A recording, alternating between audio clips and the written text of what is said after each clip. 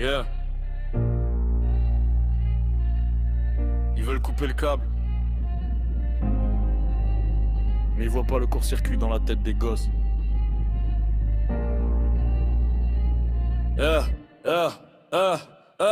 Ils veulent bannir les jeux, couper la connexion, mais ils coupent jamais le vrai problème à la race, inattention. C'est plus simple d'accuser Fortnite que d'assumer l'éducation. Plus simple d'éteindre une console que d'allumer la prévention. Dans les couloirs ça clash, ça humilie, ça filme. Les cicatrices sont invisibles mais la douleur est intime. On parle de violence à cause des pixels, mais la vraie violence elle est verbale, elle est réelle. Ils veulent faire une loi pour faire joli à la télé, pendant que des gamins rentrent chez eux brisés. Interdire c'est rapide, comprendre c'est long, mais gouverner c'est pas juste signer des lois en carton. C'est pas la manette qui crée les démons, c'est le silence face aux humiliations.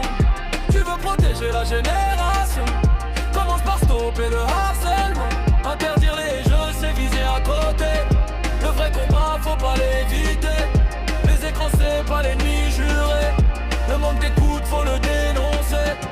Y'a des petits qui trouvent la paix en ligne, parce qu'à l'école leur quotidien saigne.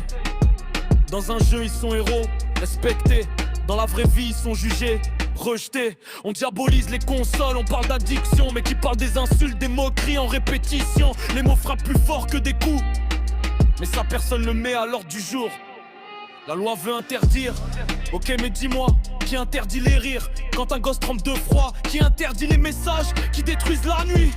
Qui protège vraiment ceux qui crient sans bruit? On veut des coupables faciles, des titres en une, mais la vraie bataille elle dérange, elle assume.